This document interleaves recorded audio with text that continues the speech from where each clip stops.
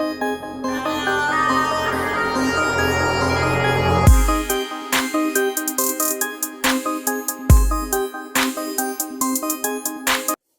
Everyone, welcome back to our YouTube channel. இன்றைக்கி நம்மளோட YouTube சேனலில் பிரிஞ்சால் ரைஸ் செய்யலாம். அண்ட் பிரிஞ்சால் ரைஸோட இன்னும் சில ரெசிபீஸ் வந்து நான் செய்ய போகிறேன். அது என்ன அப்படின்னா, ஸ்வீட் பொடி வந்து செய்ய போகிறேன்.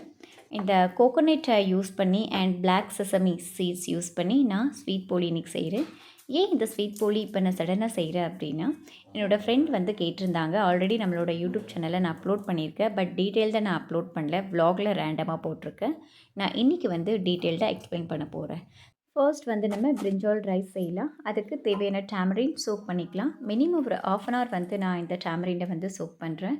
அண்ட் சால்ட் வந்து இந்த தண்ணியில் ஆட் பண்ணிக்கலாம். எதனால் இந்த மாதிரி சால்ட் வந்து நான் தண்ணியில் ஆட் பண்ணுறேன் அப்படின்னா, பொட்டேட்டோ இருக்கட்டும் இல்லை பிரிஞ்சால் இருக்கட்டும், கட் பண்ண உடனே அந்த ஆக்சிடேஷன் ஆகும்போது கலர் சேஞ்ச் ஆகும். ஸோ அந்த கலர் வந்து சேஞ்ச் ஆகாமல் இருக்கிறதுக்காக இந்த மாதிரி சால்ட் வாட்டரில் நம்ம ஊற வச்சோம் அப்படின்னா கலர் வந்து சேஞ்ச் ஆகாது.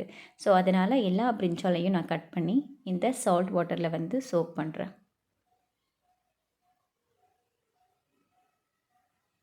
நெக்ஸ்ட் மெயின் ப்ரிப்ரேஷன் என்ன அப்படின்னா, ஒரு 100 ml ஆயில் சேர்த்துக்கோங்க. அண்ட் ஆயில் ஹீட் ஆனது ஒரு 2 பிக் ஆனியன் வந்து நான் ஸ்லைசஸாக கட் பண்ணி இதில் ஆட் பண்ணுறேன். இது நல்ல கோல்டன் ப்ரௌன் ஆகிற வரைக்கும் ஃப்ரை பண்ணிக்கோங்க. நெக்ஸ்ட் வந்து க்ரஷ்ட் கார்லிக் ஜிஞ்சர் பேஸ்ட் வந்து நான் ஆட் பண்ணுறேன். இன்ஸ்டெட் ஆஃப் கார்லிக் ஜிஞ்சர் பேஸ்ட்டை பதில் இந்த மாதிரி க்ரஷ் பண்ணி போட்டால் டேஸ்ட் ரொம்ப நல்லாயிருக்கும். அதனால் நான் க்ரஷ் பண்ணி போடுறேன். மீன்வைல் நம்ம இந்த டேமரிண்டை ஸ்க்வீஸ் பண்ணி அதோட எக்ஸ்ட்ராக்ட் வந்து எடுத்துக்கலாம். இதுக்கு ஒரு 4 க்ரீன் சில்லிஸ் வந்து நான் ஆட் பண்ணுறேன். பிகாஸ் அந்த மசாலா வாங்கிபாத் மசாலாவில் அவ்வளோ காரம் இருக்காது. அதனால் காரத்தை என்ஹான்ஸ் பண்ணுறதுக்காக 4 சில்லிஸ் வந்து நான் ஆட் பண்ணிக்கிறேன். நெக்ஸ்ட் 2 பிக் டொமேட்டோஸ் நான் ஆட் பண்ணுறேன். உங்களுக்கு வந்து டேமரின் யூஸ் பண்ண விருப்பம் இல்லை அப்படின்னா நீங்கள் இன்னொரு டொமேட்டோ வந்து ஆட் பண்ணிக்கோங்க. பட் லார்ஜ் குவான்டிட்டியில் வந்து நம்ம வாங்கிபாத் செய்யும்போது கம்பல்சரி நம்ம டேமரிண்டோட எக்ஸ்ட்ராக்டை வந்து யூஸ் பண்ணணும். ½ kg ரைஸ்க்கு வந்து நான் 400 grams பிரிஞ்சாலை வந்து யூஸ் பண்ணிகிட்ருக்கேன்.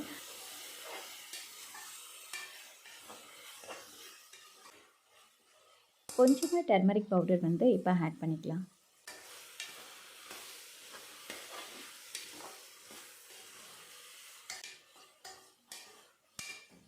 நெக்ஸ்ட் வந்து நம்ம என்ன ஆட் பண்ண போகிறோம் அப்படின்னா, மெயின் இன்க்ரீடியண்ட் வாங்கிபாத் பவுடர். இந்த வாங்கிபாத் பவுடர் ஆட் பண்ண உடனே நல்லா மிக்ஸ் பண்ணணும்.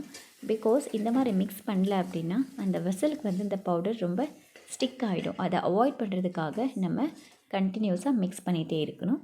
நெக்ஸ்ட்டு வந்து நம்ம டேமரிண்ட் எக்ஸ்ட்ராக்டை இதோட சேர்த்துக்கலாம்.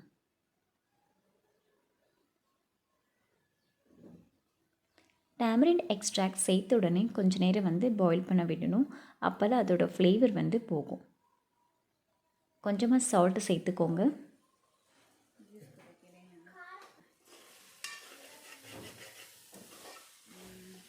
நெக்ஸ்ட்டு வந்து நம்ம ப்ராட் பீன் வந்து யூஸ் பண்ண போகிறோம். 2 ஹேண்ட்ஃபுல் ஸ்கின் ரிமூவ் பண்ண ப்ராட் பீன்ஸை வந்து நம்ம யூஸ் பண்ணிக்கலாம். இது வந்து 2 hours வாட்டரில் சோக் பண்ணி அந்த ஸ்கின்னை பீல் ஆஃப் பண்ணி யூஸ் பண்ணணும். நெக்ஸ்ட்டு வந்து நம்ம என்ன ஆட் பண்ண போகிறோம் அப்படின்னா 1 inch jaggery and 2 spoon try coconut. இந்த 2 இன்க்ரீடியண்ட்டை ஆட் பண்ணோம் அப்படின்னா இந்த வாங்கிபாத்தோட டேஸ்ட் வந்து ரொம்ப நல்லாயிருக்கும். யூஸ்வலி நிறைய பேர் வந்து இந்த இன்க்ரீடியண்ட்ஸை ஆட் பண்ண மாட்டாங்க. பட் கர்நாடகாவில் நாங்கள் யூஸ் பண்ணுவோம். இந்த இன்க்ரீடியண்ட் வந்து மஸ்ட்டாக நாங்கள் யூஸ் பண்ணுவோம். வெல்லம் வந்து சேர்ப்போம். அண்ட் 3 glass ஆஃப் வாட்டர் வந்து யூஸ் பண்ணிக்கோங்க. நான் இன்றைக்கி 2 glass ரைஸ் வந்து ஆட் பண்ண போகிறேன். அதனால் 3 glass வாட்டர் வந்து நான் இங்கே ஆட் பண்ணியிருக்கேன்.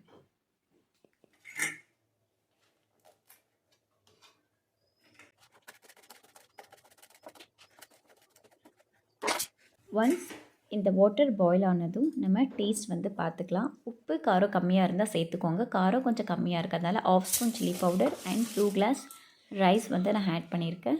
அண்ட் அதே மாதிரி மேலே கொஞ்சம் கொரியண்டர் லீவ்ஸையும் ஆட் பண்ணிக்கலாம். இதை நல்ல ஒரு வாட்டி மிக்ஸ் பண்ணிவிட்டு நம்ம லிட்டை க்ளோஸ் பண்ணிவிட்டு ஒரு 2 whistle வந்து விட போகிறோம். இப்போ நம்மளுடைய வாங்கிபாத் வந்து ரெடி டு சர்வ். நீங்களும் இதே மாதிரி ட்ரை பண்ணி பாருங்கள். இந்த ரெசிபியை வந்து ட்ரை பண்ண உடனே காமெண்ட் செக்ஷனில் காமெண்ட் பண்ணுங்கள், எப்படி இந்த ரெசிபி வந்து நீங்கள் பண்ணீங்க அப்படின்றத.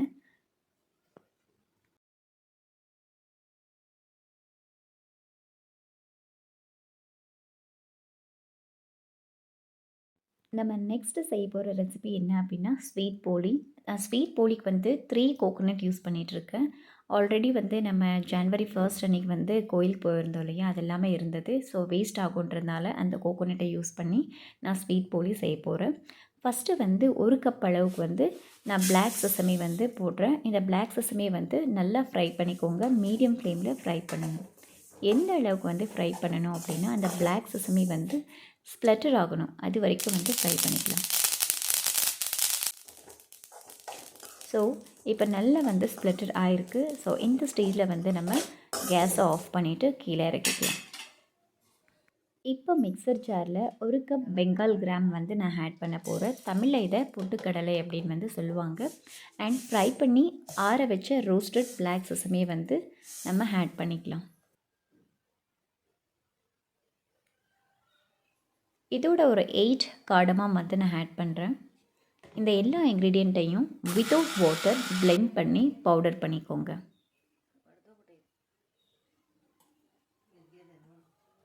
ஸோ நம்மளுடைய Bengal gram and black sesame powder is ready.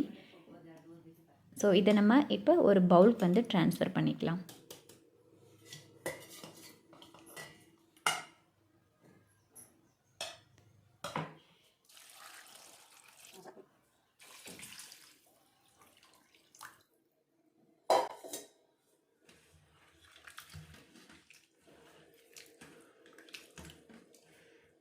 கோகோனட்டை wash பண்ண உடனே நம்ம இந்த பிளாக் செசமியை பவுடர் பண்ண சேம் மிக்சர் ஜாரில் இந்த கோகோனட்டை வந்து பவுடர் பண்ணிக்கலாம். நீங்கள் வந்து வாட்டர் ஆட் பண்ணக்கூடாது. வித்தவுட் வாட்டர் நம்ம இதை பிளெண்ட் பண்ணி எடுத்துக்கணும். ஸோ நம்மளுடைய கோகோனட் பவுடர் இஸ் ரெடி. இதே மாதிரி ரிமைனிங் கோகோனட் ஸ்லைசஸையும் நம்ம பவுடர் பண்ணிக்கலாம்.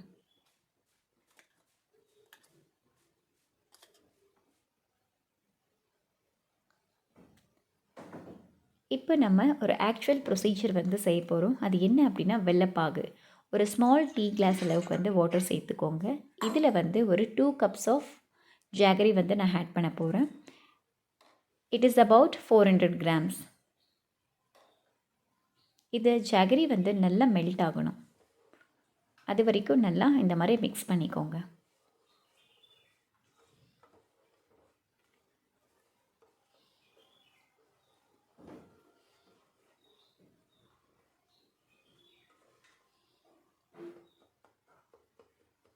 இப்போ இது மெல்ட் ஆகி நல்லா பாயில் ஆகும். இங்கே பாருங்கள், நல்லா பாயில் ஆகிட்டுருக்கு.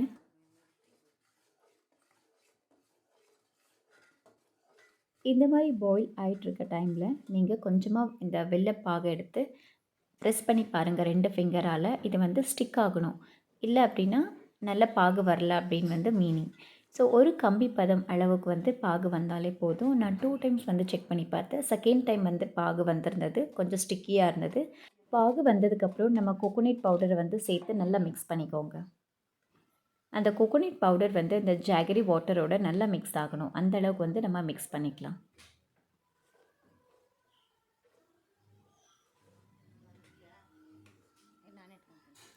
நெக்ஸ்ட் வந்து Bengal gram and black sesame powder வந்து இதில் ஆட் பண்ணிக்கலாம்.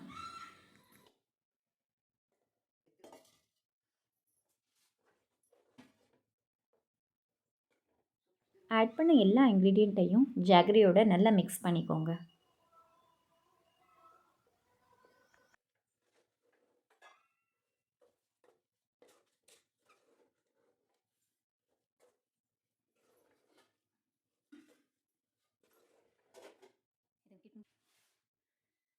இப்போ நம்ம ஸ்வீட் போலிக்கு தேவையான ஸ்டஃபிங் வந்து ரெடியாக இருக்குது. ஸோ இதை வந்து ஓவர் நைட் அப்படியே விட்டுட்டு நெக்ஸ்ட் டே மார்னிங் தான் நம்ம ஸ்வீட் போலி செய்யணும். ஸோ ப்ரீவியஸ் டே வந்து இது செஞ்சு வச்சா நல்லாயிருக்கும். இல்லைனா வந்து அவ்வளோ நல்லா இருக்காது, கொஞ்சம் சாகியாக இருக்கும். நெக்ஸ்ட் வந்து ஒரு 2 கப் ஆஃப் மைதா வந்து நான் ஆட் பண்ணுறேன். இதோட வந்து பிஞ்ச் ஆஃப் சால்ட் வந்து ஆட் பண்ணிக்கலாம். அண்ட் டர்மரிக் பவுடர் கொஞ்சம் ஆட் பண்ணலாம். இது ஆப்ஷனல் தான். யூஸ்வலி கோகோனட் போலி டர்மரிக் பவுடர் யூஸ் பண்ண மாட்டாங்க. கொஞ்சமாக ஆட் பண்ணால் நல்லாயிருக்கும். ஸோ இந்த ஆட் பண்ண எல்லா இன்க்ரீடியண்ட்டையும் கையால் நல்லா மிக்ஸ் பண்ணிக்கோங்க. அண்ட் இதுக்கு வந்து வாட்டர் வந்து கொஞ்சம் கொஞ்சமாக சேர்த்து மிக்ஸ் பண்ணணும். அட் எ டைம் வந்து நம்ம எல்லா வாட்டரையும் ஆட் பண்ணக்கூடாது. இதோட டெக்ஸ்சர் பார்த்து கொஞ்சமாக ஆட் பண்ணிக்கோங்க. தேவைப்பட்டுச்சு அப்படின்னா இன்னும் கொஞ்சம் வந்து வாட்டர் லேட்டராக ஆட் பண்ணிக்கலாம்.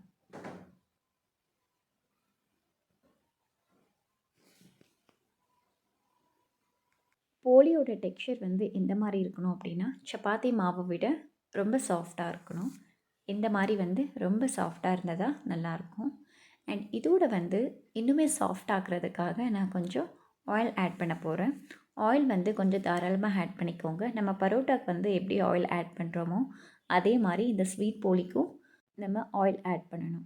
அப்போ தான் இந்த மாவோட டெக்ஸ்சர் வந்து நல்லா சாஃப்டாக இருக்கும்.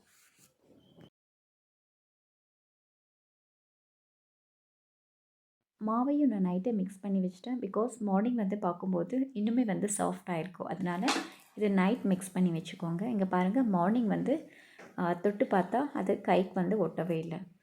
பிளாக் செசமி ஸ்டஃபிங்கை வந்து உருண்டையாக பண்ணிக்கோங்க. நெக்ஸ்ட் வந்து இந்த மாவை கொஞ்சமாக கையில் எடுத்துகிட்டு இதை வந்து நல்லா ஃப்ளாட்டன் பண்ணணும். இப்போ எங்கள் அம்மா காட்டுறாங்க பாருங்கள், இந்த மாதிரி வந்து ஃப்ளாட்டன் பண்ணிக்கோங்க.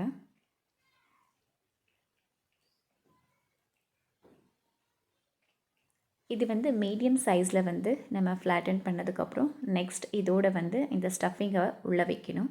உள்ளே வச்சுட்டு இந்த மைதா மாவோட இந்த எட்ஜஸ் வந்து இந்த ஸ்டஃபிங் மேலே இந்த மாதிரி வந்து க்ளோஸ் பண்ணணும்.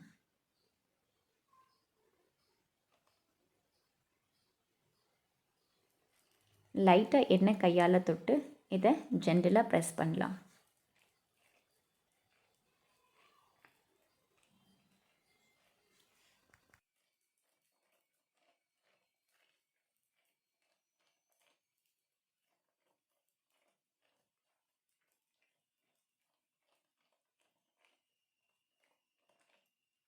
இந்த மாதிரி ஃப்ளாட்டன் பண்ணி வச்ச மாவை ப்ரீஹீட் பண்ண பேன் மேலே போட்டு 2 சைடும் நல்லா பாயில் பண்ணுங்கள்.